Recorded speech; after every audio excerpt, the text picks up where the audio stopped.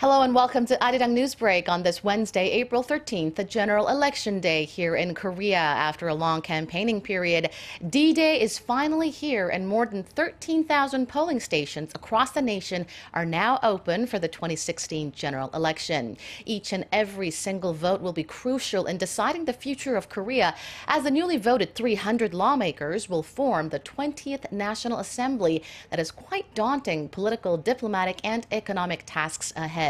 And it goes without saying the results will also reshape the landscape of Korea's next presidential election set for the end of next year. Now, without further ado, let's go right over to a polling station in Seoul's central Jongno district, a barometer of Korea's voter turnout and a key battleground among the three main contesting parties. So, Chuan, it's a rainy day, but have you seen many people brave the weather to come and vote? Good morning, Town. Well, since this polling station opened around 4 hours ago, about 400 people have come in to cast their ballot, which is a bit over 11% of the eligible voters designated to this area. More than 135,000 people are eligible to cast their ballots in the Jongno district, and about 10.6% have voted so far.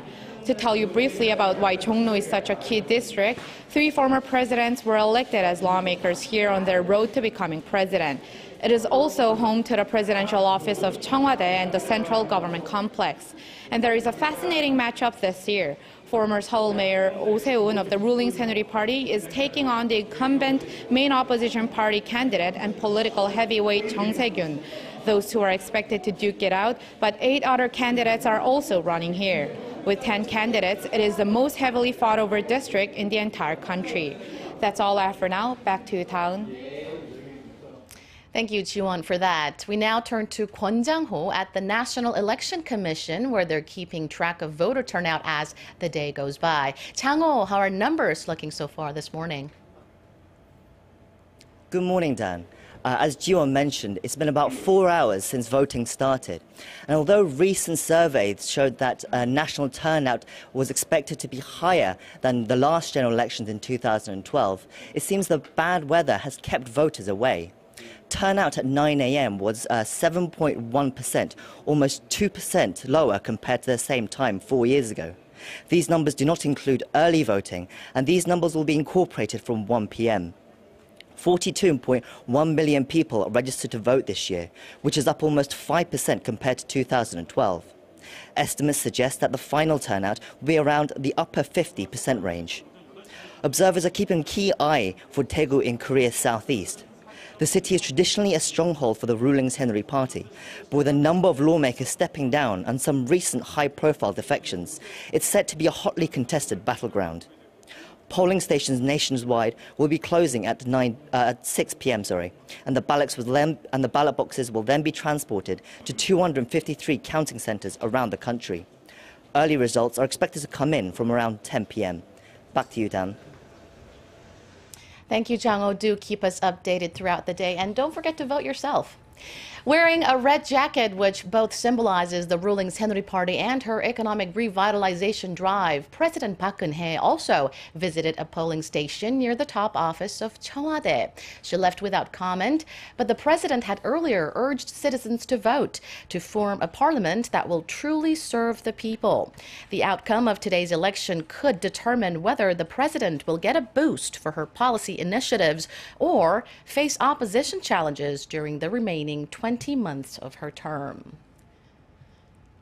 Turning gears now to North Korea, the reclusive regime is seemingly preparing to conduct its first launch of a mobile ballistic missile that could potentially reach parts of the United States. Citing U.S. officials, CNN reported Tuesday that U.S. intelligence satellites have detected such movements, and it's likely to involve the medium-range Musudan missile. This type of missile is thought to be capable of reaching Guam as well as Alaska. But there's also a chance the North could try to test the longer range, road mobile intercontinental ballistic missile KN-08 or its advanced version KN-14. These are considered capable of reaching the west coast of the continental U.S. officials cautioned the North may be just attempting to deceive the U.S. and not go ahead with a launch. Last week, the North claimed that it successfully carried out a ground test of a powerful ICBM engine.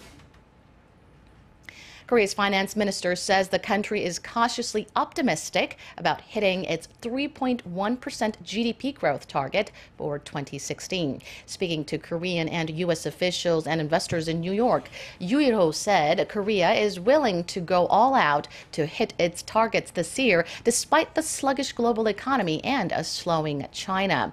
This comes after the IMF cut Korea's outlook for this year to 2.7% and to 2.9% for 2017. The minister said that while Korea's exports are slowing, risks from China appear limited. That's all for now, but stay tuned to ARIRANG for more election updates throughout the day. More in-depth election news coming up at noon.